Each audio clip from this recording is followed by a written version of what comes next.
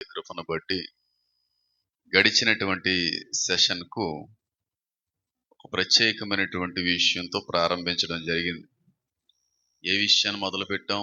యేసుక్రీస్తు ప్రభువారి యొక్క రాకడ సమీపించింది, దగ్గర పడింది అని నమ్మడానికి బలమైన ఆధారం, అద్భుతమైనటువంటి ఒక సూచన, గుర్తు, ఆధారం మీ అందరి ముందు కూడా నేను రుజువుపరిచే ప్రయత్నం చేశాను. ఏంటి ఆధారం అంటే, యూఫ్రటీసు అనేటువంటి మహానది ఆయన వచ్చే సమయానికి ముందుగా ఏమవ్వాలి? ఎండిపోవాలి. 16వ అధ్యాయం 12వ వచనంలో మాట ఉంటుంది. అది ఎండిపోకుండా దేవుని యొక్క రాకడ రాదు. ఆయన వస్తున్నాడు అని మనం గమనించడానికి దేవుడిచ్చిన గొప్ప ఆధారం ఏదన్నా ఉందంటే, యూఫ్రటీస్ అనేటువంటి ఆ నది, ఆదాము కాలం నుండి ఉన్నటువంటి ఆ మహానది ఎండిపోవాలి. ఆల్రెడీ ఇరాక్ వాటర్ రిసోర్సెస్ సంబంధించినటువంటి వాళ్ళు కూడా రాగలిగిన 10-20 సంవత్సరాల్లో 100% కూడా ఎండిపోవలసి వస్తుందని చెప్పడం కూడా జరిగింది. ఇప్పటికీ ఈ 4 సంవత్సరాల్లో 70% నదంతా కూడా ఎండిపోవడం అనేటువంటిది కూడా జరిగింది. ఇది గడిచినటువంటి సెమినార్‌లో లేదంటే ఆ సెషన్‌లో మీ అందరితో కూడా పంచుకోవడానికి నేనైతే ఇష్టపడ్డాను. అయితే ఈ రోజున ఒక అద్భుతమైనటువంటి విషయాన్ని మీ అందరి ముందుకు కూడా తీసుకొని రావడానికి ప్రయత్నిస్తాను.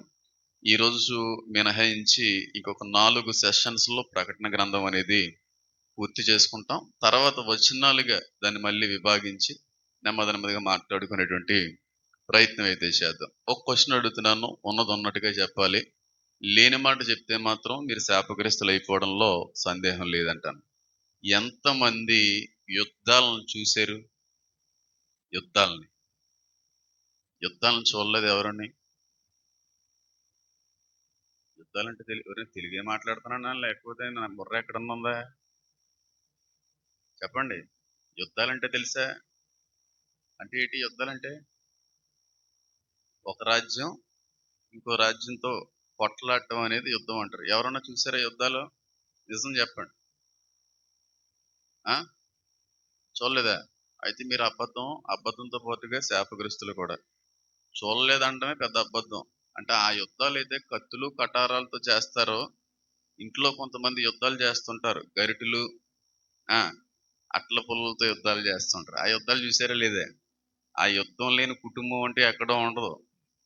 ప్రతి ఇంట్లో యుద్ధం ఏదో విధంగా జరుగుతూ ఉంటుంది. ఆడవారికి దేవుడిచ్చిన గొప్ప ఆయుధం ఏదన్నా ఉందంటే చెప్పండి. గరిటె. ఆ గరిటె ఎట్టి కొట్టిందంటే నెత్తి మీద బొప్పు వచ్చేయడం ఖాయం. ఇలాంటి యుద్ధాలు చాలా సార్లు మన ఇళ్లల్లో మనం చూస్తూ ఉంటాం. నేను దాని గురించి మాట్లాడడానికి ప్రయత్నించట్లేదు కానీ, రాజులు, రాజ్యాలు కొట్టుకొని చంపుకున్నటువంటి ఆ యుద్ధాలు ప్రపంచవ్యాప్తంగా చరిత్రలో కూడా ఇప్పటికీ కూడా అనేకమైనవి కనబడతా ఉన్నాయి. ఏ యుద్ధం చూసినా అంటే భౌతికంగా మన కళ్ళతో మనం చూడకపోవచ్చు కానీ, చాలా సినిమాల్లో చూసామా లేదా? సినిమాల్లో చూడడం వల్ల అంటే ఎవరు ఉండరు. ప్రతి ఒక్కరు కూడా సినిమాల్లో యుద్ధాలు చూస్తూ ఉంటారు. 'బాహుబలి' అనేటువంటి సినిమా చూడని వారు నాకు తెలిసి క్రైస్తవులు ఎవరు ఉండరేమో. ఉన్నారంటే చేతులెత్తండి. అయ్యో! మా నాన్నగారు చూడరులే సినిమా. చూసి ఆయన బోర్ కొట్టేసి ఇంకేం చూస్తాడు ఆయన? ఇద్దరున్నారు, చాలా సంతోషం. అదే లాస్ట్ సినిమా, మళ్ళీ చూడలేదు నేను సినిమాలు ఇంకా. ఆ సినిమాల్లో మనం చూసినట్టయితే ఒక రాజు మరొక రాజు మీదకి యుద్ధం చేయడానికి వెళ్ళడం చూస్తూ ఉంటాం. లేదంటే ఒక రాజ్యం మరొక రాజ్యం మీదకి యుద్ధాన్ని ప్రకటించడం అనేది చూస్తూ ఉంటాం. లేదు అంటే 2-3 రాజ్యాలు కలిసి ఇంకొక 2-3 రాజ్యాలు కలిసి ఉన్నటువంటి వ్యక్తుల మీదకి వెళ్ళేటువంటి యుద్ధాలు చూసి ఉండొచ్చు. కానీ చరిత్రలో, ప్రపంచంలో మొట్టమొదటిసారి జరిగేటువంటి యుద్ధం మునుపెన్నడూ ఏ ఒక్కడు చూడలేడు. తర్వాత కాలంలో కూడా చూసే అవకాశం కూడా ఉండబోదు. అలాంటి యుద్ధం జరగబోతా ఉంది.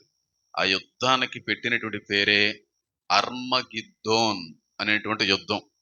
అయితే ఈ యుద్ధం యొక్క ప్రాముఖ్యత ఏంటంటే, యుద్ధాలు ఇద్దరు మనుషుల మధ్యన, ఇద్దరు రాజుల మధ్యన, ఇద్దరు రాజ్యాల మధ్యన జరుగుతది. ఈ యుద్ధం యొక్క ప్రత్యేకత ఏంటంటే, సాతానంతా ఒక ఎత్తైతే, సాతాను యొక్క సైన్యం అంతా కూడా ఒక ఎత్తైతే, అవతల ఉన్నవాడు ఒక్కడే.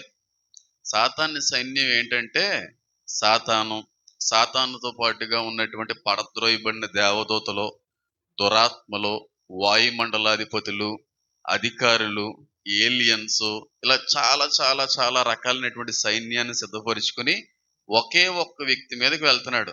ఆ ఒక్కడే రాజులకు రాజు, ప్రభువులకు ప్రభు అయిన యేసుక్రీస్తు ప్రభువారి మీదకి ప్రకటించేటువంటి యుద్ధానికి పెట్టిన పేరే అర్మగిద్దోన్ అనేటువంటి యుద్ధం.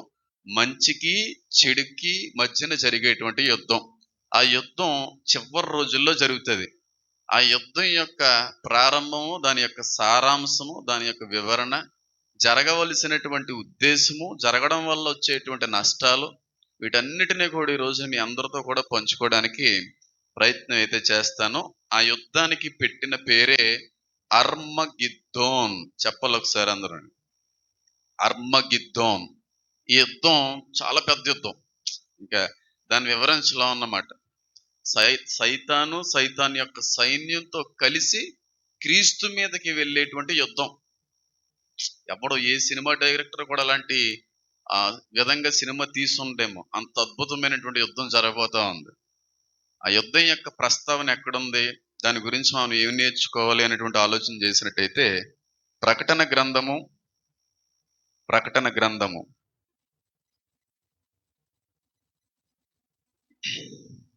16వ అధ్యాయము 15-16 వచనాలకని మనం చదివితే భూమి మీద నిజంగా జరగబోయేటువంటి ఆ యుద్ధం గురించిన ప్రస్తావన ఆ చోట రాయబడింది. చూడండి, ప్రకటన 16, 15, 16 వచనాలు నేను చదువుతున్నాను. 14 నుంచి చదువుతాను చూడండి. అవి సూచనలు చేయనట్టి దయ్యముల ఆత్మలే, అవి సర్వాధికారి అయిన దేవుని మహాదినము జరుగు యుద్ధమునకు లోకమంతటా ఉన్న రాజులను పోగు చేయవలనని వారి యొద్దకు బయలు వెళ్ళి హెబ్రీ భాషలో హర్మగిద్దోన్ అను చోటకి వారిని ఏం చేసాయంట, పోగు చేసెను. హర్మగిద్దోన్ అనేటువంటి ప్రదేశానికి పోగు చేసినాయి అంట. ఎవరి మీద ప్రకటించడానికి యుద్ధం అనేది కూడా అక్కడ చాలా స్పష్టంగా, మహాదినమున జరుగు, దేవుని మహాదినమున జరుగు యుద్ధమునకు లోకమంతటా ఉన్న రాజులను పోగు చేయవలనని వారి యొద్దకు బయలు వెళ్ళి అనేటువంటివి మాట్లాడుతున్నాడు. అక్కడ 3 అపవిత్రమైనటువంటి ఆత్మల గురించి కూడా, కప్పల వంటి 3 ఆత్మలు, అవి ఏంటి అంటే ఏలియన్స్ అనేటువంటిది కూడా నేను చెప్పడం జరిగింది. అయితే ఆ రాజులు మనం అనుకుంటున్నట్టుగా మనుష్యులు కాదు, వాయుమండలానికి సంబంధించిన రాజులను వాళ్ళు పోగు చేస్తారు. అయితే ఎవరి కోసం పోగు చేస్తున్నాడంటే దేవునితో పోరాడడానికి, క్రీస్తుతో పోరాడడానికి హర్మగిద్దోన్ అనేటువంటి ప్రదేశానికి ఆ సైన్యం అంతటిని కూడా పోగు చేస్తాడంట. అప్పుడు ఏం జరుగుతుంది అనేటువంటి విషయాలతో పాటుగా ఇంకా అనేక విషయాలు మీ అందరితో కూడా పంచుకోవడానికి ప్రయత్నిస్తాను. మెగిద్దో అనేటువంటి ప్రాంతం బైబిల్ చరిత్రలో కనబడతా ఉంది. ఈ ప్రకటన 15వ వచనంలో ఏ హర్మగిద్దోన్ అనేటువంటి పేరైతే రాయబడిందో అదొక ప్రాంతం. దాన్ని కొంతమంది పర్వతం అని పిలుస్తూ ఉంటారు, కొంతమంది లోయ అని కూడా పిలుస్తూ ఉంటారు. మెగిద్దో అనేటువంటి ప్రాంతం బైబిల్లో చాలా చోట్ల రాయబడింది. సిసెర్రా కూడా అక్కడ యుద్ధం చేసింది. గిద్యోను, మిద్యానీయులు కూడా అక్కడ యుద్ధం చేశారు.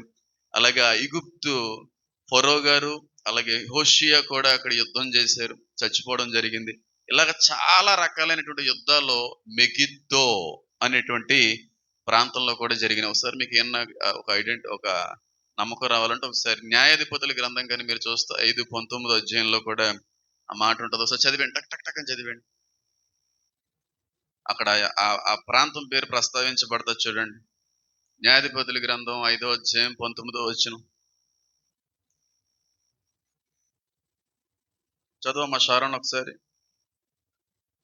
రాజులు వచ్చి యుద్ధము చేసిరి, మెగిద్దో కాలవల యొద్ద ఉన్న కానాను రాజులు కూడా యుద్ధము చేసిరి. ఏ ప్రాంతం అది? మెగిద్దో. అలాగే 2వ రాజుల గ్రంథం 23వ అధ్యాయం 29వ వచనం కూడా ఒకసారి చదివే తల్లి.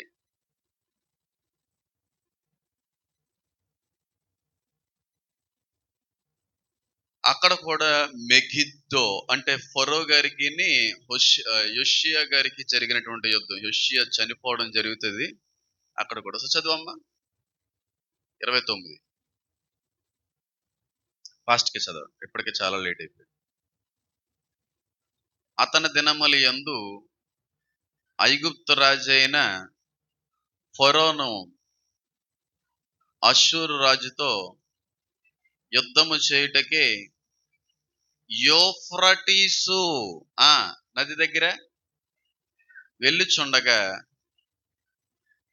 దాన్ని ఎదుర్కొని వచ్చిన రాజైన హోషియాను మెగిద్దో దగ్గర కనుగొని చంపాను. ఎక్కడ చంపేశారంటే మెగిద్దో. ఇది ఒక ప్రాంతం. అంటే చాలా మంది యుద్ధాలు చేయడానికి ఆ ప్రాంతాన్ని ఉపయోగిస్తూ ఉండేవారు. ఒకసారి జకరియా గ్రంథాన్ని కూడా ఒకసారి చదివేస్తే ఇంకా మంచి ఒక కంక్లూజన్ లోకి వచ్చేస్తారు. జకరియా గ్రంథం 12వ అధ్యాయం 11వ వచనాన్ని ఒకసారి చదవండి.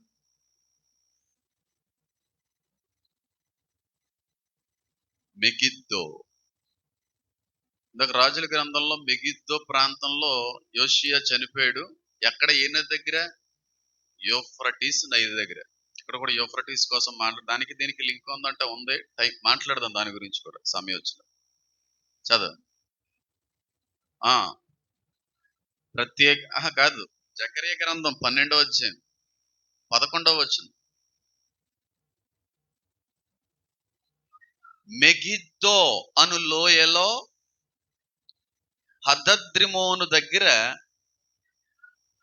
జరిగిన ప్రలాపం వలనే ఆ దినమున యెరూషలేములో బహుగా ప్రలాపము జరుగును.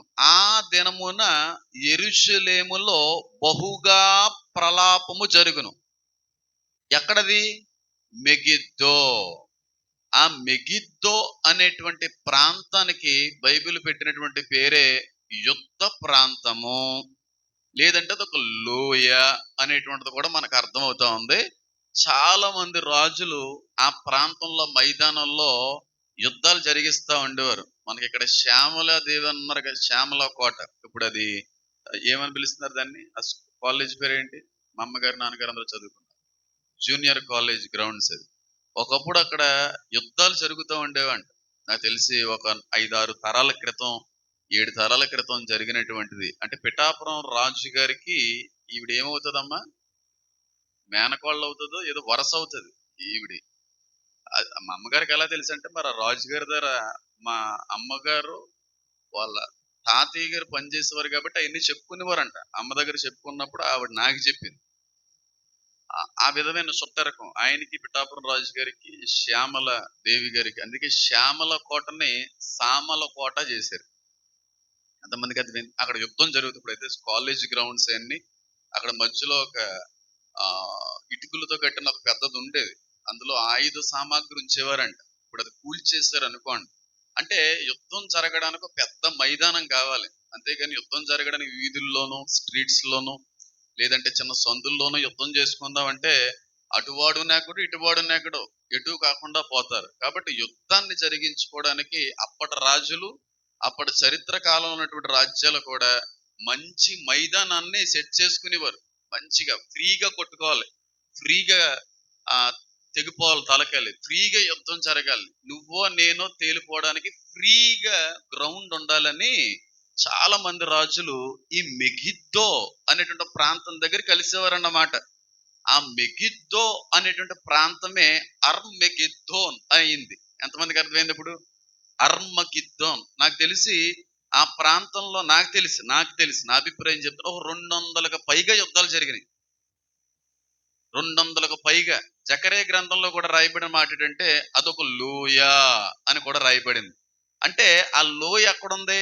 యెరూషలేము పట్టణంలో దినముల్లో ప్రలాపిస్తారు అనేటువంటి మాట కూడా ఉంది. ఇది మనకు బాగా అర్థం కావాలంటే దానియేలు గ్రంథము 11వ అధ్యాయము 44వ వచనానికైనా చదివితే స్పష్టంగా అర్థమైపోతుంది. అది అర్థమైన తర్వాత భాగంలోకి వెళ్ళిపోవడానికి ప్రయత్నం చేస్తాను.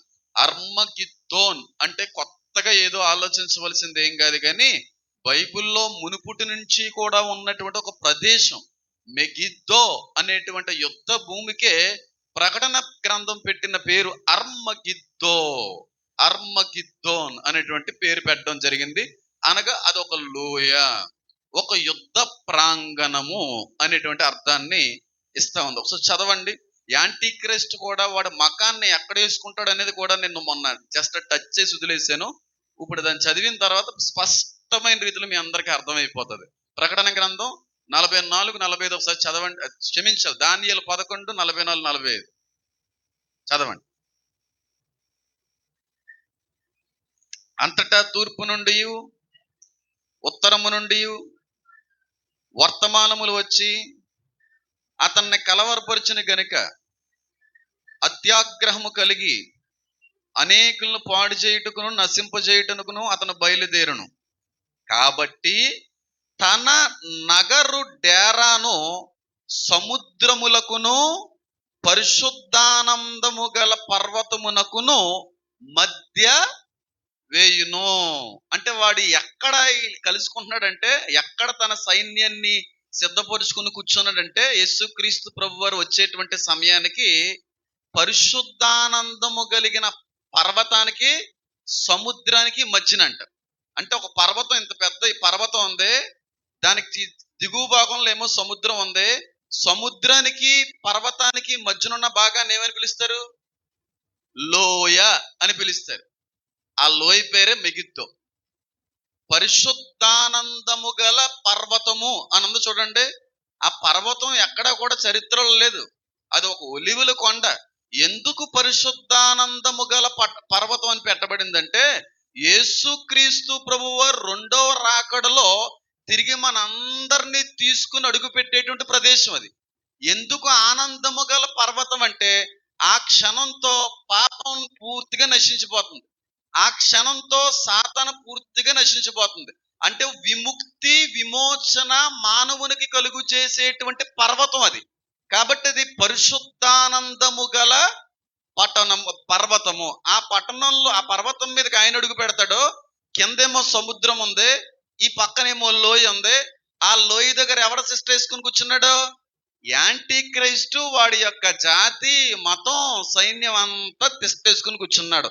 అక్కడ దిగినటువంటి ఆయన మనందరిని వెంట పెట్టుకుని కొండ దిగుతాడు. ఆయన కొండ దిగిన తర్వాత ఆ లోయలో ఆయన యుద్ధం చేస్తాడు. ఎంతమందికి అర్థమైంది?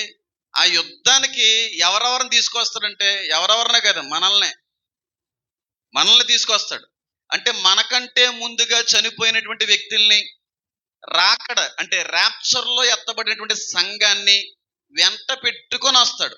ఆ వెంట పెట్టుకొని వచ్చేటువంటి సమయంలో పాత నిబంధనకి సంబంధించిన భక్తులు ఉంటారా? ఏలియా, దావీదు ఇలాంటి వాళ్ళు కూడా ఉంటారా? లేదంటే పరలోకంలో మాత్రమే ఉంటారనంటే, వాళ్ళందరూ వస్తారు. పాత నిబంధనలో ఇప్పటి వరకు మనం ఎలాంటి ప్రవక్తలు, రాజులు, భక్తుల కోసం అయితే చదివేమో, విన్నామో, వాళ్ళందరితో కలుసుకొని వస్తాం ఆయనతో పాటుగా. మళ్ళీ కిందకి ఎవరితో యుద్ధం చేయడానికి? యాంటీ క్రైస్ట్తో, సాతానుతో యుద్ధం చేయడానికి దేవుని సమూహం, దేవుని సంఘం ఒకవైపు, సాతాను యొక్క సమూహం ఒకవైపు. ఈ రెండు ఎక్కడ కనెక్ట్ అవుతాయి అంటే, మెగిద్దో అనే ప్రాంతం దగ్గర కనెక్ట్ అవుతాయి. ఆయన ఎక్కడి నుంచి ఆరోహణం అయిపోయాడు చెప్పండి? ఒలివుల కొండ నుంచే కదా ఆరోహణం అయిపోయాడు. మళ్ళీ అదే ప్లేస్లో అడుగు పెడతాడు ఆయన. ఎక్కడి నుంచి అయితే ఎత్తబడ్డాడో అదే చోటన మనందరినీ వెంట పెట్టుకుని, పరిశుద్ధులందరినీ వెంట పెట్టుకుని అక్కడ అడుగు పెడతాడు. అడుగు పెట్టి ఆ పర్వత దిగువ భాగానికి మనందరినీ తీసుకుని వచ్చి యాంటీ క్రైస్ట్తో యుద్ధం చేస్తాడు. ఆ యుద్ధ భూమి పేరే మెగిద్దో. అది ఒక యుద్ధం. వాడి సైన్యం అంతా ఒక రకమైన రీతిలో ఉంటది. యేసుక్రీస్తు ప్రభువారి సైన్యం ఎవరంటే మనమే. మనం యుద్ధం చేయాలి అక్కడ. యేసుక్రీస్తు ప్రభువారు కూడా యుద్ధం చేస్తారా? అసలు దేవుడై ఉన్నవాడు ఒక మనిషితో యుద్ధం చేయవలసినంత అవసరత ఏముంటదండి? అసలు అవసరత ఉండదు. చిటికేస్తే అయిపోద్ది. చిటికేస్తేనే జస్ట్ ఆయన నోటి మాటతో, ఆయన నోట నుంచి వచ్చేటువంటి ఖడ్గమును బట్టి వాళ్ళందరూ కూడా నశించిపోతారని ఉంది. జస్ట్ నోటి మాట చాలు. మనల్ని ఏమీ కూడా యుద్ధం చేయించడానికి తీసుకొని రావట్లేదు ఆయన. యుద్ధం చేయాలంటే ద్వేషం ఉండాలి, యుద్ధం చేయాలంటే కోపం ఉండాలి, యుద్ధం చేయాలంటే అసమాధానం ఉండాలి, యుద్ధం చేయాలంటే వ్యతిరేకమైన అనుభవం ఉండాలి. పరలోక నివాసులకు అలాంటి అనుభవాలు ఉండవు. మనం ఏం చేస్తామంటే రాజ్యం చేస్తాం. ఈ సంబంధమైన రాజ్యం దేవుని రాజ్యం అవుతుంది. అప్పుడు మన రాజ్యం మాత్రమే చేస్తాం తప్ప యుద్ధాలు ఏం చెయ్యం. పరిశుద్ధులు యుద్ధాలు చేయడం ఏంటి? అలాంటప్పుడు దేవుడు పరిశుద్ధుడు ఎందుకు అవుతాడు? జస్ట్ ఆయన వెంట పెట్టుకొని వస్తాడు మనల్ని. వెంట పెట్టుకొని వచ్చిన తర్వాత నిమిషంలో వాడి యొక్క నాశనం రాసి పెట్టేస్తాడు దేవుడు. మీ అందరికీ ఒక డౌట్ అనేటువంటిది రావాలి. ఏమండి ఇక్కడ వరకు బాగానే ఉంది కానండి, బైబిల్ గ్రంథంలో ఇప్పటి వరకు చూసాను ఇంత పాపం జరిగిస్తున్నాడే సాతాను, ఇంత భయంకరమైన నేరాలు ఘోరాలు జరిగిస్తున్నాడే సాతాను. దేవుడు మనుషులను మొత్తినట్టుగా సాతాన్ని ఎందుకు మొత్తలేకపోతున్నాడండి? దేవుడు అనుకుంటే సాతాన్ని నాశనం చేయడం పెద్ద విషయం కాదు కదండి. దేవుడు ఎందుకు ఆలస్యం చేస్తున్నాడండి అనే ప్రశ్నకి అని వేస్తే బైబిల్లో దానికి సమాధానం లేదు. బైబిల్లో మీరు ఎక్కడ చదివినా దేవుడు సాతాన్ని ఏమీ చేయకుండా ఉండడంలో ఉన్న కారణం ఏంటి ఎక్కడ లేదు. బైబిల్ అంతా చదివేసుకోండి, ఉంటా నాకు చెప్పండి. ఎక్కడ లేదు. మనల్ని శిక్షించినంతగా వాడిని కూడా శిక్షించుంటే పెద్ద విషయమా? ఈ పాపం అనేది జరగదు కదా, ఉండదు కదా. దేవుడితో ఆడికి యుద్ధం ఏంటండి మతి లేకపోతే మనకి?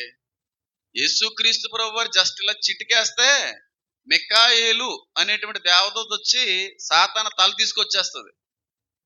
సాతాను దగ్గరికి వెళ్ళి తల తీసుకుని వచ్చేయగలడు మికాయేలు. అంత పవర్ఫుల్ ఏంజిల్ అది, ప్రధాన దూత. లూసిఫర్ కంటే కూడా శక్తివంతమైనటువంటి దూత. ఏసై జస్ట్ ఇలా చిటికేస్తే చాలు తల తీసుకొని రాగలిగే దూతలు ఉన్నారు. దేవుడు చిటికేయడు. ఇంకో విషయం తెలుసా? సాతాన్ని నాశనం చేసేది ఎవరో తెలుసా? ఏసై కాదు, తండ్రిని నాశనం చేస్తాడు. సాతాను యొక్క అంతం క్రీస్తు చేతిలో లేదు, తండ్రి చేతిలో ఉంటుంది. త్రిత్వ సిద్ధాంతాన్ని కూడా దీని తర్వాత ఖచ్చితంగా చెప్పకపోతే చాలా మంది తప్పుదారి పట్టేటువంటి అవకాశం ఉంది కనుక దాని గురించి కూడా మాట్లాడే ప్రయత్నం అయితే చేస్తాడు. ఈజీగా వాడు నాశనం చేసేస్తాడు, ఈజీగా కొట్టిపడేస్తాడు దేవుడు. ఎంత పాపం జరుగుతుందంటే నాకు నిన్న మొన్న నేను విన్నాను, చాలా బాధేసింది. ఎవరో చెప్పారు నాకు. చాలా అందంగా ఉంది ఆవిడ, డిగ్నిఫైడ్ గా ఉంది, చదువుకున్న అమ్మాయిలా ఉంది. ఎంత చక్కగా ఉందో, ఆ నెల్లపూసలు వేసుకుని ఎంత డిగ్నిఫైడ్ గా ఉందో. ఇద్దరు కూతుర్లు అంట. ఇద్దరు కూతుర్లని ఏంటి కత్తితోనో దేనితోనో నరికేసి ఎవరితోనో పోయింది. ఎందుకు జరిగిందంటే ఒకటే, గెట్ టుగెదర్ అని కొంతమంది సన్నాసులు పెడతా ఉంటారు. నన్ను తిట్టుకున్నా పర్లేదు మా ఫ్రెండ్స్. గెట్ టుగెదర్ అని ఒక కార్యక్రమం ఉంటది. నేను కూడా చాలాసార్లు పార్టిసిపేట్ చేసి, చాలాసార్లు ఏం కదలే, 1-2 సార్లు, చాలాసార్లు వెళ్ళలేదు నేను. చిన్నప్పుడు స్కూల్ లైఫ్ బాగుంటది. స్కూల్ లైఫ్ లో అందరం కలిసి చదువుకుంటాం. 7th 10th వచ్చిన తర్వాత కాలేజ్ లైఫ్కి ఎంటర్ అయిపోతాం. ఎవరికి అక్కడ వేరు వేరు ఊర్లు, రాష్ట్రాలు, దేశాలు వెళ్ళిపోతారు. ఏదో ఒక సీజన్ లో, ఒక సెలవు దినాల్లో గెట్ టుగెదర్ ని ఎవడో ఒక సన్నాసిగడు మొదలెడతాడు. ఒరే ఎక్కడైతే ఉన్నారో, ఎవరెవరైతే ఉన్నారో మనం అందరం మళ్ళీ స్కూల్లో కలుసుకోవాలరా, చాలా సంవత్సరాలు అయిపోయింది, ఒకరినొకరు చూసుకోవాలని చెప్పి గెట్ టుగెదర్ పార్టీలు అనేటువంటివి పెడతా ఉంటారు. పెడతారా లేదా? నాకు స్కూల్ గ్రూప్ ఉందనుకోండి, అసలు ఓపెన్ కూడా చేయను, వాళ్ళు ఫీల్ అయినా పర్లేదండి. మామూలు చర్చ్ గ్రూప్స్ ఓపెన్ చేయను నేను, అందులోకి వెళ్ళి ఓపెన్ చేసేంత అవకాశం ఉంది. అలాగా చిన్నప్పుడు స్కూల్లో చదువుకున్న వ్యక్తులందరూ కూడా ఒక 10 సంవత్సరాల తర్వాత, 20 సంవత్సరాల తర్వాత పెళ్లిళ్ళు అయిపోయి ఉద్యోగాలు అయి చేసుకుంటూ పిల్లల్ని కన్నటువంటి వాళ్ళందరూ మళ్ళీ కలుసుకున్నారంట. ఆ కలుసుకున్నప్పుడు ఈ అమ్మాయిని ఇష్టపడినటువంటి ఆ వ్యక్తి అక్కడికి వచ్చాడు. స్కూల్లో క్రష్ ఉంటది కదా, ఏదో చిన్న చిన్న వేషాలు వేసినవి ఉంటాయి కదా. ఎలా ఉన్నావు అని అడిగాడు. బానే ఉన్నాను, పెళ్ళి అయిపోయింది, 2 పిల్లలు ఉన్నారు అన్నదంట. నేను ఇప్పటికీ నేను మర్చిపోలేకపోతున్నానంటే అంతే, పడిపోయింది. మరి ఏం చేద్దాం, నీ పిల్లల్ని కానీ చంపేసి వచ్చేస్తానని చూసుకుంటాను అన్నాడంట. 2 పిల్లల్ని చంపేసి వెళ్ళిపోయాడు. గెట్ టుగెదర్ పార్టీలకి పంపకండి, అక్కడ సర్వనాశనం తప్ప ఏమీ ఉండదు. లేనిపోని బంధాలు మళ్ళీ ఏర్పడతాయి అక్కడ, లేనిపోని పరిచయాలు మళ్ళీ మొదలవుతాయి అక్కడ. అక్కడికి వెళ్ళకపోవడం మంచిదంట, వెళ్ళకపోవడం చాలా మంచిది. ఎంత డిగ్నిఫైడ్ ఉందంటే ఆవిడ, అంత డిగ్నిఫైడ్ గా ఉంది. ఇద్దరు కూతుర్ని ఎలాగా చంపేసి వెళ్ళిపోయిందో నాకు అర్థం కాదు. ఎక్కడో వరకు ఎందుకంటే కాకినాడలో ఒక ఇంచుమించు 3 వారాల క్రితం, ఎంత మంచి కుటుంబం అంటే అంత మంచి కుటుంబం. ఆ ఇంటి పేరు ప్రస్తావన చేయకూడదు కాబట్టి చేయట్లేదు. ఇద్దరు కొడుకులు, 9th ఒకడుని 6th క్లాస్ ఒకడు చదువుతున్నాడు. ఇద్దరు కొడుకులకి చదువు అప్పలేదంట, బాగా చదవట్లేదంట. ఈడు ఎంత సైకో కూడా చూడండి తండ్రి గడు. బాత్రూమ్ లో 2 బకెట్ల నిండా నీళ్లు నింపి ఇద్దరు కొడుకుల చేతులు వెనకాల తిప్పి కట్టేసి బాత్రూమ్ లోకి ఇద్దరు పిల్లల్ని చెరుకు మేడ పట్టుకుని వెళ్ళి నీటిలో ముంచి చంపేశాడు. ఎందుకు చంపేశారా అంటే, నా కొడుకులకి చదువు అప్పట్లేదండి, బాగా చదవట్లేదండి అని చంపేశాడు. దీని అంతటి బట్టి మీకు అర్థం అవ్వాల్సింది ఏంటో తెలుసా? మత్తయి సువార్త 24 అధ్యాయంలో ఉంటది. అంత్య దినములలో ఏం చల్లారిపోద్దో తెలుసా?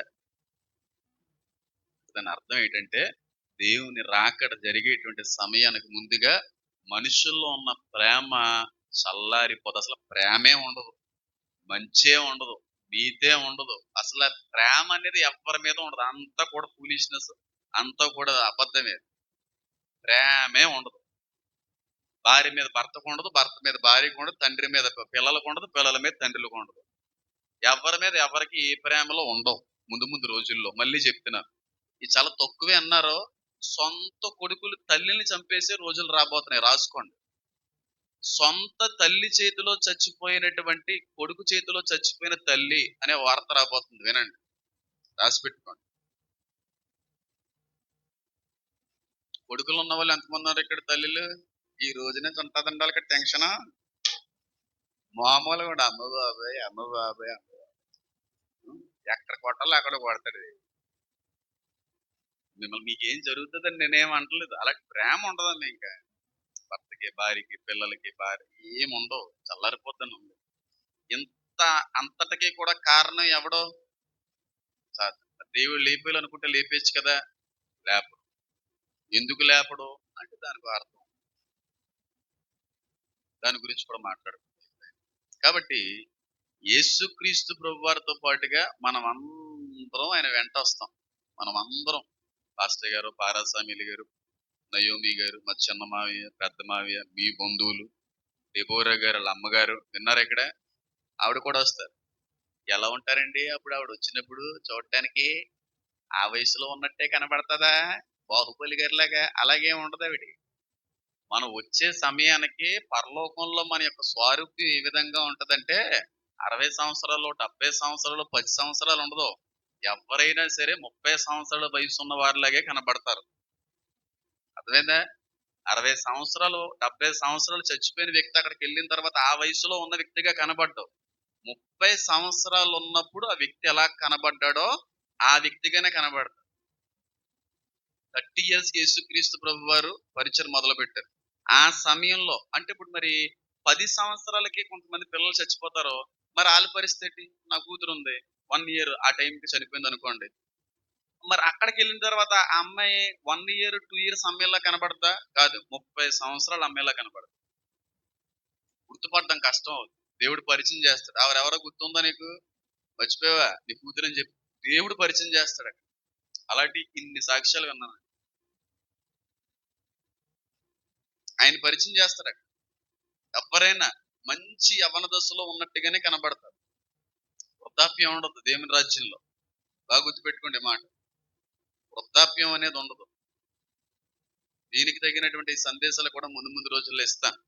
వీళ్ళందరినీ ఇప్పుడు ఇప్పుడు బుజ్జి గారు ప్రభువుని నిద్రించారు. ఆయన నిద్రించే సమయానికి 46 ఇయర్స్, 47 ఇయర్స్ కదమ్మా, 45.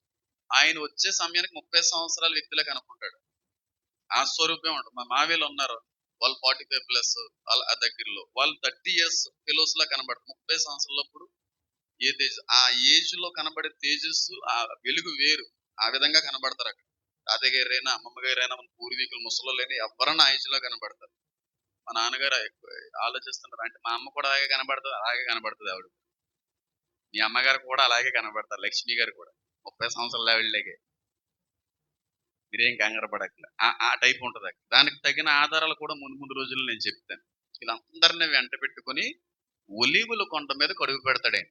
ఒలీవుల కొండ మీద కడుగు పెట్టే సమయానికి లోయ కిందేమో వీడు సిద్ధపరిచిన సైన్యం కనబడతా ఉంటది. వాడు చూస్తా ఉంటాడు, వచ్చేస్తున్నాడు అని చెప్పి ఆయన దిగిన వెంటనే వాడిని, సాతానుని, అబద్ధ ప్రవక్తని, కొందరిని దేవుడు నాశనం చేసి మండుచున్నటువంటి అగ్నిగుండంలో పాడేస్తాడు అనే మాట ఉంది. బ్రతుకుండగానే పాడేస్తాడు. చూడండి 19వ అధ్యాయంలోనే మనకి కనబడుతుంది.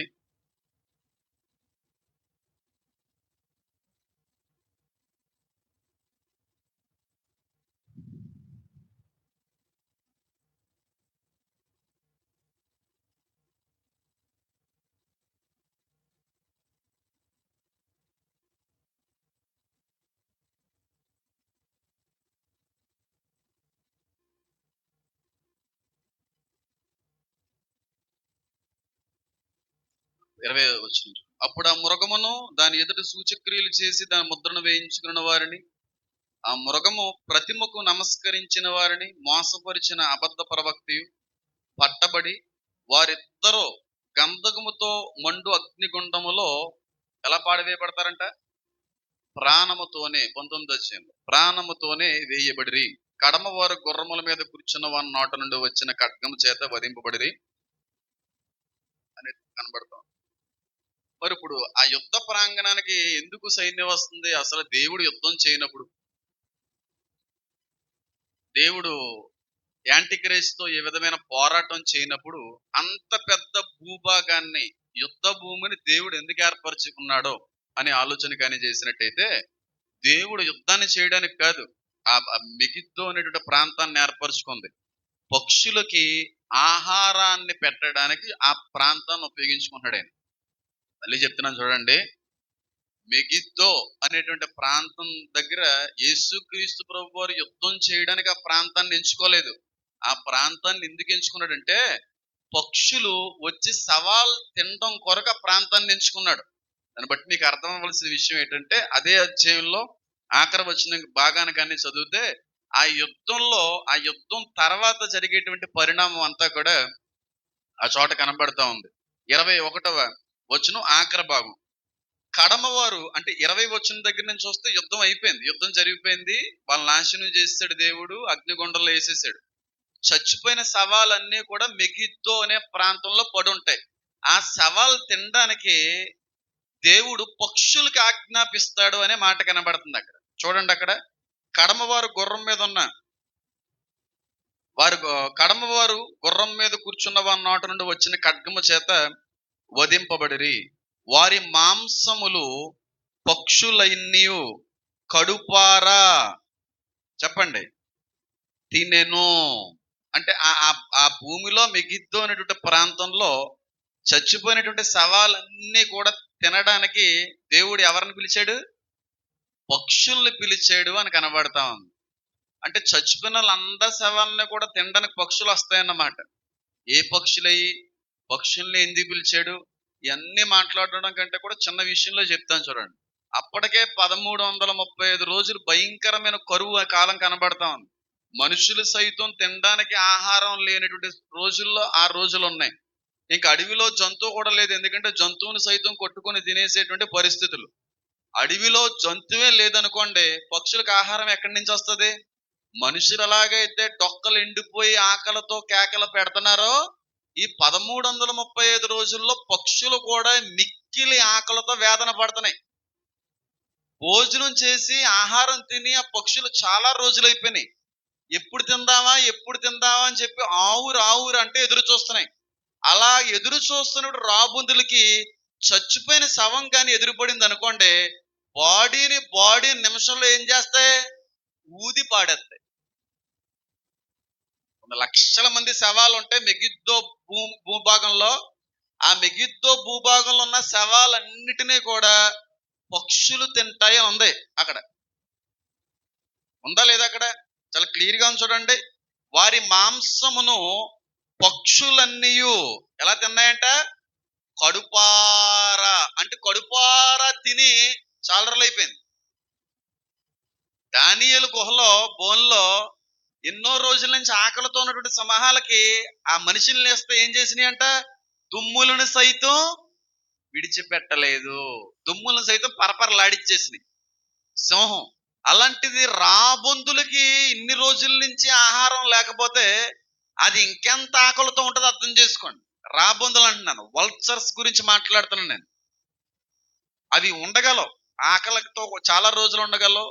ఆ ఎంటికలన్నీ ఊడిపోయి మళ్ళీ కొత్త ఎంటికలు వచ్చేంత వరకు కూడా బతుకుతాయి. కొన్ని రాబందులు, కొన్ని గ్రద్దలు అయితే 40 సంవత్సరాలు, 70 సంవత్సరాలు, 80 సంవత్సరాలు బ్రతికే గ్రద్దలు కూడా. మనిషి ఆయుష్ కాలం అంత ఉంటది పక్షిరాజు యొక్క ఆయుష్. అందుకే బైబిల్ యెషయా గ్రంథంలో ఉంటది, పక్షిరాజు యవ్వనము వలె నీ యవ్వనము కొత్తది అగుచుండునట్లు అంటాడు. అంత ఆయుష్ ఉంటది పక్షిరాజుకి. బర్డ్స్ లో హైయెస్ట్ ప్లేస్ దేవుడికి ఇచ్చింది ఈ పక్షిరాజే. సొలొమోను గారికి అది ఇష్టం లేదు, పక్షి ఆ జాతి మీద ఎందుకు ఇష్టం ఉండేది కాదు. నెమళ్ళు అంటే ఇష్టం సొలొమోనుకి, నెమళ్ళు అంటే చాలా ఇష్టం. నెమళ్ళు ఎక్కడ దొరికాయి అంటే ఎక్కువ ఎక్కడ దొరికాయి అంటే భారతదేశంలో దొరికాయి. కాబట్టి భారతదేశంలో నుండి తెప్పించుకునేవాడు సొలొమోన్ నెమల్ని, కొన్ని సుగంధ ద్రవ్యాల్ని, మసాలాల్ని సొలొమోన్ ఇక్కడి నుంచి తెప్పించుకునేవాడు. ఎక్కడ కాలం దినవృత్తాంతాల గ్రంథంలో చదివితే మనకు అర్థమవుతుంది. నెమ్మల్ని తెప్పించుకుని అంత పిచ్చోడు, జంతు ప్రేమికుడు సొలొమోన్, దావీదు కొడుకు. అలాగే ఏంటయ్యా అంటారా దాని గురించి, మొక్కలే పెంచుతుంటారు చూడండి. గార్డెనింగ్ అంటే చాలా ఇష్టం. కొత్త కొత్త మొక్కలు, కొత్త కొత్త పూల మొక్కలు అది తెచ్చే అలవాటు సొలొమోన్. పక్షులు, జంతువులు అంటే ఇంక ఎనలేని పిచ్చి. సౌదీ నుంచేమో ఏటండి వాటిని అంటారు, గుర్రాలను తెప్పిస్తాడు సొలొమోన్. అక్కడున్న గుర్రం ఎక్కడ దొరకదు, సౌదీలో ఉన్న గుర్రం. అంత ప్రత్యేకమైన వ్యక్తి సొలొమోన్. కాబట్టి వల్చర్స్ అనేటువంటి జాతి ఉంది. అది ఎలా ఉంటదంటే, కొన్ని కోడుల్లో మీరు ఎప్పుడన్నా చూసారో లేదో, ఇక్కడ అంతా హెయిర్ ఉంటది కోడికి, మెడ మాత్రం హెయిర్ ఉండదు. వాటిని ఏమంటారండి? నాకు తెలుసు, బొబ్బస్కే కూడా ఏదో అంటారు. ఏమ్మా బొబ్బస్కేనా అంటారు? టర్కీ కూడా నీకు అన్నవరని ఆయన. టర్కీ కూడా నాకు తెలియదు ఏంటి, అది ఎగిరి తరిమింది అనుకో పొట్టు పడిపోతున్నాయి. తెలుసు టర్కీ కూడా కదా, బొబ్బస్ కూడా ఏదో అంటారండి. ఇక్కడ అంతా హెయిర్ ఉండదు, ఒక కోడి జాతి ఊడిగా ఉంటది దానికి. అది చూసినప్పుడల్లా మా ఇంటితో తిరిగి దీన్ని కోసేసుకొని తిండాలనిపించింది నాకు ఆ మెడ చూసినప్పుడల్లానే. అలాంటి కోళ్ళు పెంచేవారు మా బావి. అలా ఉంటది వల్చర్ అనేది, రాబంద్ అనేది. ఈ మెడ భాగం అంతా కూడా హెయిర్ ఉండదు. మీకు ఈ విషయం తెలుసా? ఒక్క రాబంద్ వచ్చి 10 నుండి 20-30 కేజీల మాంసం గంటలో తినేసి వెళ్ళిపోతాయి. 20-30 కేజీలు మాంసం గంటలు తినేసి వెళ్ళిపోతాయి. అడవుల్లో సింహాలు, పులులు తినేసినటువంటి మిగిలిపోయినటువంటి జింకలు, దుప్పులు, పెద్ద పెద్ద ఏనుగులు ఉంటాయి చూడండి. ఆ కలేబారాన్ని కానీ ఆకాశంలో ఉన్న రాబందులు కానీ చూసినాయి అనుకోండి, సాయంత్రానికి దుమ్ములు తప్ప ఏం మిగల్చవై. ఏనుగు అనేది కొన్ని 100 కేజీలు ఉంటది. ఒక 25 రాబందులు కానీ దిగితే ఏనుగు దుమ్ములు తప్ప సాయంత్రానికి ఏమీ మిగల్చదు, అంత ఫాస్ట్ గా తింటది. ఈ రాబందుల్లో బీటెడ్ వల్చర్ అని ఉంటది. బీటెడ్ వల్చర్ అని చెప్పి, దాని యొక్క ప్రత్యేకత ఏంటంటే అది దుమ్ములు మాత్రమే తింటది, మాంసం తిన్నది. ఆ వల్చర్, రాబందు పెద్ద దుమ్ము, ఎంత పెద్ద దుమ్ము ఇచ్చేసాం అనుకోండి, ఆ దుమ్మును అమాంతంగా మింగేస్తుంది.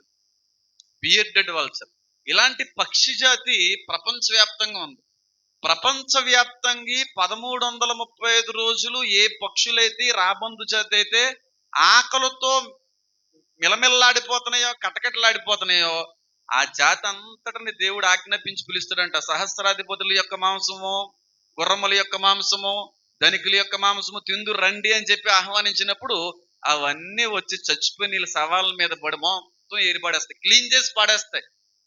ఇంక ఇస్రాయేల్లో శవం అనేటువంటిది కనబడదు, ఇంకా అపవిత్రత అనేటువంటిది కనబడదు, ఇంకా మాలిన్యం అనేటువంటిది కనబడదు. పూర్తిగా క్లీన్ చేసేస్తాయి రాబందులు. మనం చేసిన సరే అంత క్లీన్ చేయలేమేమో. దుమ్ము సైతం మిగల్చకుండా తినెళ్ళిపోతాయి. అందుకు పిలుస్తాడు వాటిని.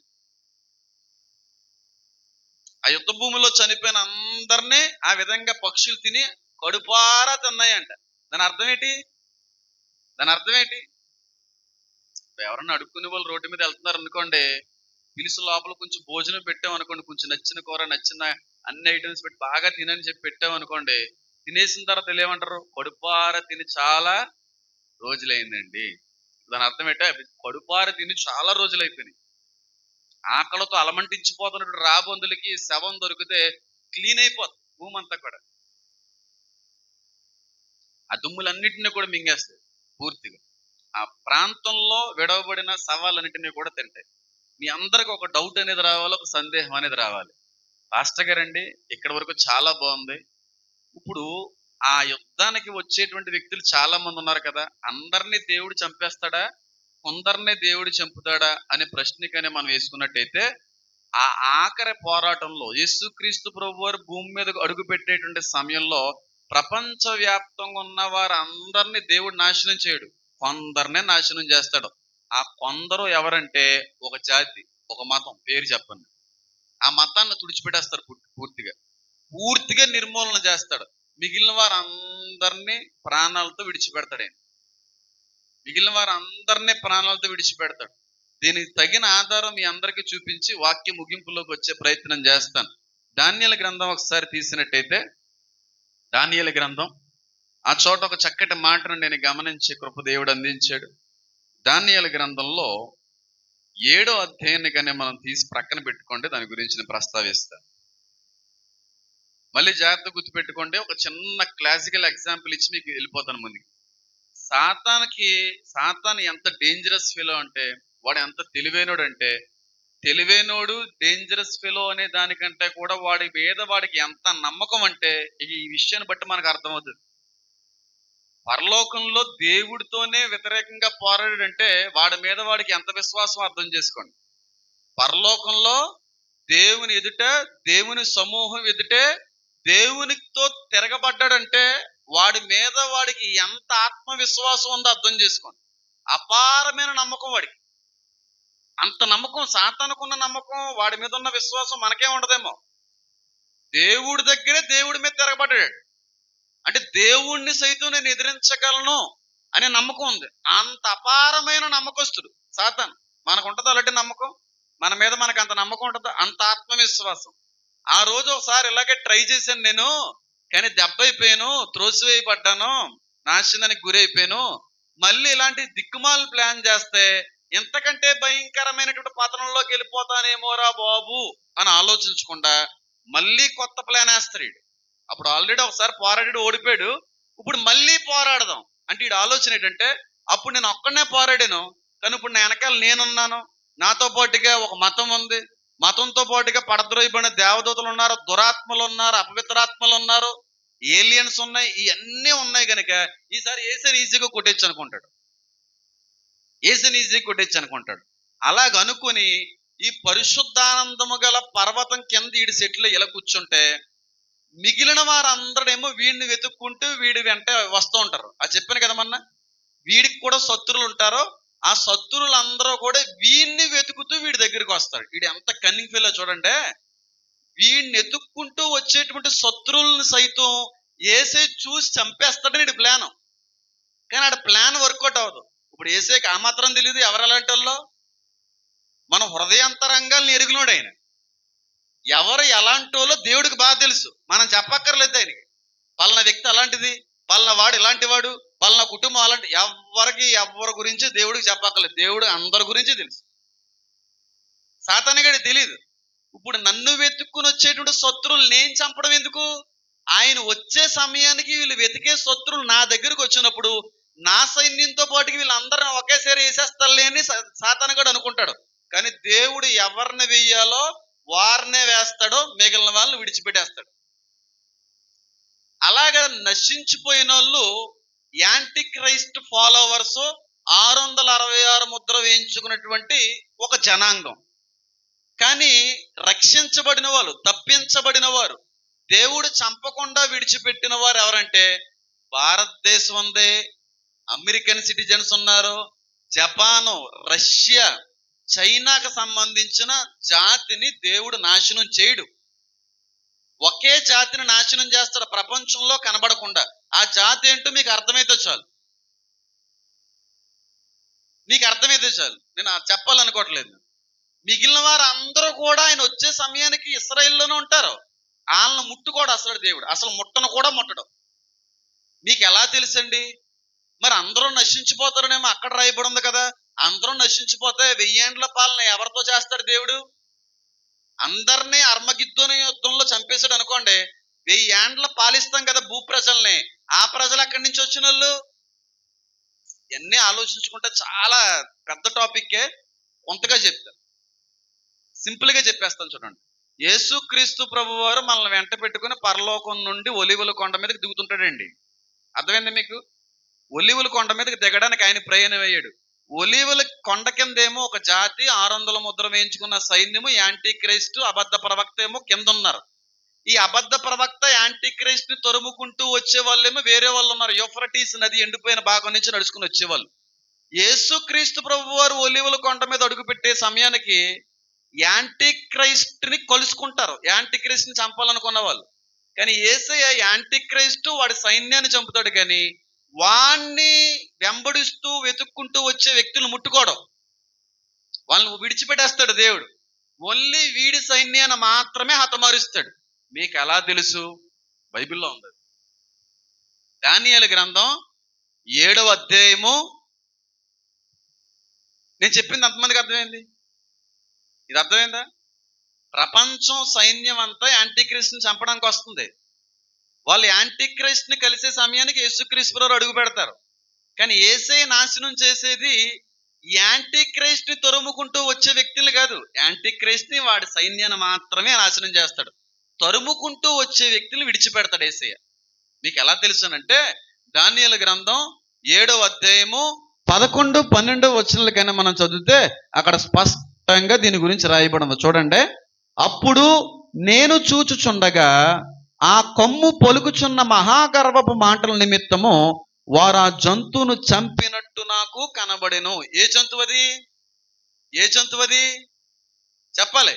మృగము, క్రూర మృగం అనగా యాంటీక్రైస్ట్. ఏ జంతువది? దానియేలు గ్రంథంలో ముందు మాట్లాడుకున్నాను చూడండి. మిగిలిన 3 జంతువుల కంటే కూడా విభిన్నంగా కొత్త జంతువును చూశాను నేను. దాని యొక్క దంతములు ఇనప దంతముల వలె ఉన్నవి. మహాబలము కలిగినటువంటి జంతువు అది అని చెప్పి దానియేలు గురించి మాట్లాడడం చూసింది. అదొక సైన్యం అన్నాం కదా, ఆ రాజ్యాన్ని చంపేస్తాడు దేవుడు. ఇంకా బాగా అర్థాలంటే చూడండి. 4వ వచనం 7వ అధ్యాయం. మొదటిది సింహము పోలినది, దాని పక్షిరాజు రెక్కల వంటి రెక్కలుండెను.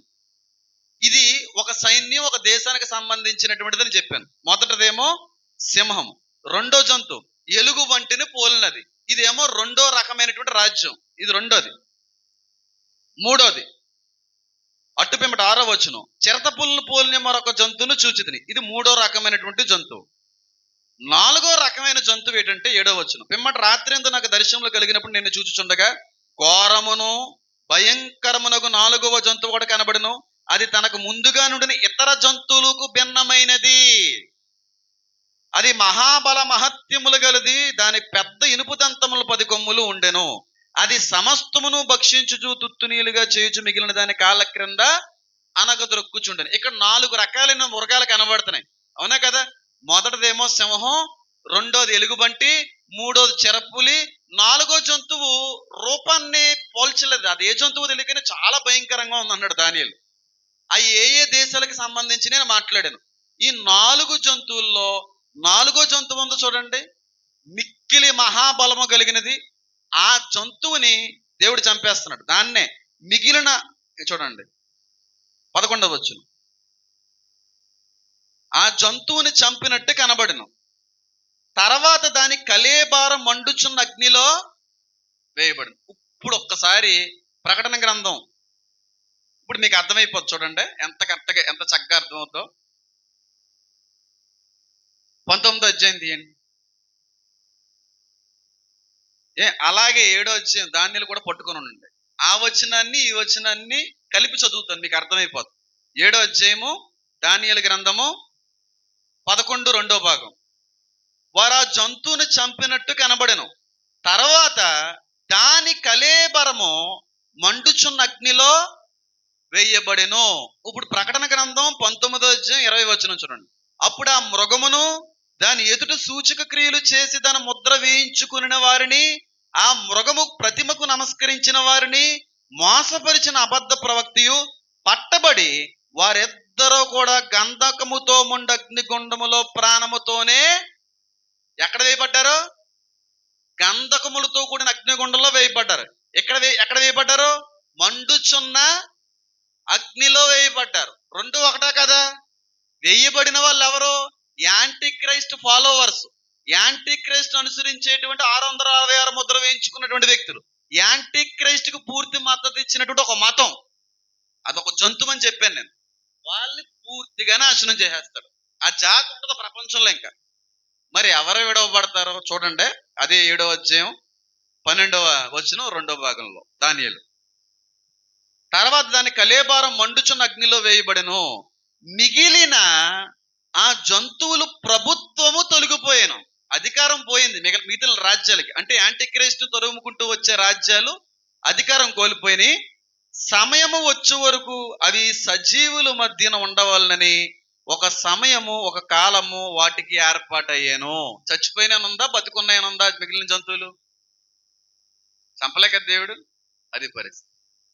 దేవుడు నాశనం చేసేటువంటిది ఒకే ఒక జాతిని. ఆ జాతి ఉండదు అసలు ప్రపంచంలో, ఇంకా చరిత్రలో కనబడదు. వాళ్ళు కూడా చెప్తా ఉంటారు కదా, ఒక చల్లటి తీయటి గాలి వస్తుంది ఒక్కసారిగా అని అన్నారు. ఒకసారి చెప్పాను చూడండి, మీకు అర్థమైతే చాలు. ఇంకా ఎన్ని ఎందుకు మనకి, వెళ్ళకూడదు. ఆ జాతి నిర్మూలన చేయబడుతుంది. మిగిలిన జంతువులు ఉన్నాయి చూడండి, మన సింహం గురించి, ఎలుగుబంటి గురించి, చిరతపుల గురించి మాట్లాడాను.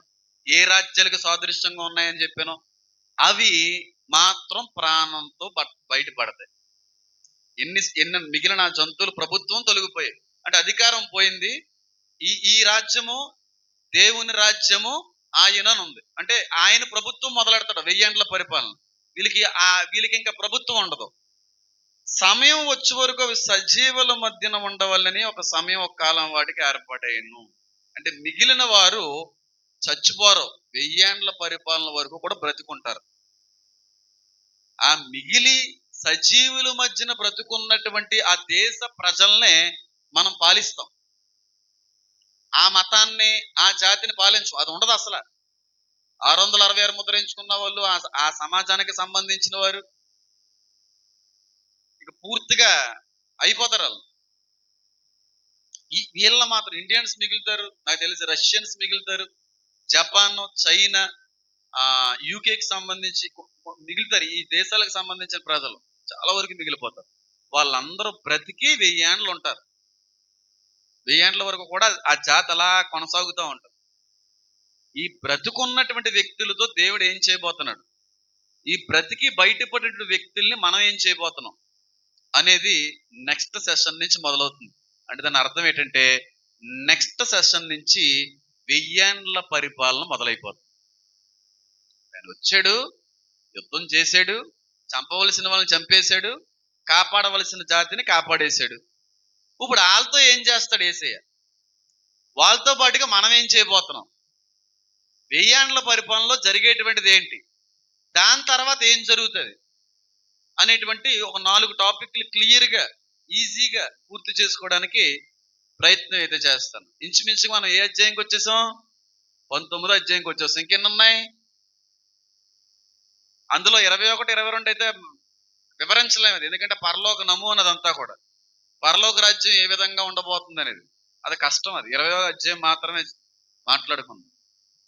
అలా అవకాశం ఉంటే అది మాట్లాడదాం. దాని నుంచి కూడా నేర్చుకోవడానికి చాలానే ఉన్నాయి, వాటి గురించి కూడా పరిశీలన చేద్దాం. కాబట్టి ఇక్కడ ఒక జాతి అనేది పూర్తిగా నిర్మూలం అయిపోయింది, ప్రపంచంలో లేకుండా. ఇంకా అలా కనబడరు మనకి. యాంటీ క్రైస్ట్ కనబడ్డు, అబద్ధ ప్రవక్త కనబడ్డు. వీళ్ళందరిని నాశనం చేసిన తర్వాత మిగిలిపోయిన జాతి ఉంటది, మానవ జాతి భూమి మీద. ఆ జాతితో మనం ఏం చేయబోతున్నాం, వాళ్ళకి మనకి మధ్యన జరిగేటువంటి ఒప్పంద కార్యక్రమం ఏంటి, ఆ 1000 ఏండ్ల పరిపాలనలో వాళ్ళు ఏం చేస్తారో మనం ఏం చేయబోతున్నాం, ఆ పరిపాలన ఏ విధంగా ఉంటది, ఆ రాజ్యం ఏ విధంగా ఉంటది, ఇలాంటి అనేక అద్భుతమైనటువంటి విషయాలు నెక్స్ట్ క్లాస్ నుంచి మనం అందరం కూడా మాట్లాడుకోవడానికి ప్రయత్నం అయితే చేద్దాం. ఈ రోజు వరకు మాట్లాడుకున్నది ఒక ఎత్తు అయితే, 1000 ఏండ్ల పరిపాలన నుంచి వెంట్రుకలు లెక్కబడిస్తాయి, చాలా ఆనందిస్తాం. ఆత్మలో తెలియనటువంటి ఒక సంతోషం ప్రతి ఒక్కరికి కూడా కలుగుతుంది. అంత అద్భుతమైన టాపిక్ అది. నాకు తెలిసి ప్రపంచ చరిత్రలో దాని గురించి అంత సుదీర్ఘ పరిశీలన ఎవరో చేసి ఉండరేమో. అన్ని విషయాలు మాట్లాడతాం లేఖన ఆధారంగానే, వాక్య వచనాలని ఆధారం చేసుకుని. చాలా ఆసక్తి కలిగించేటువంటి, చాలా ఆశ్చర్యానికి గురి చేసేటువంటి విషయాలు ఈ 1000 ఏండ్ల పరిపాలనలో కనబడతా ఉంటాయి. నిజంగా అయ్యి బాబోయ్ అని కూడా అనిపించక మాందంటాం. అంత అద్భుతమైనటువంటి టాపిక్ 1000 ఏండ్ల పరిపాలన. అది నెక్స్ట్ సెషన్ నుంచి మొదలు పెడతాను కనుక ప్రార్థించండి, పాల్గొనండి. కళ్ళు మూసుకోండి, ప్రార్థన చేసుకుందాం. నా దేవా, నా తండ్రి.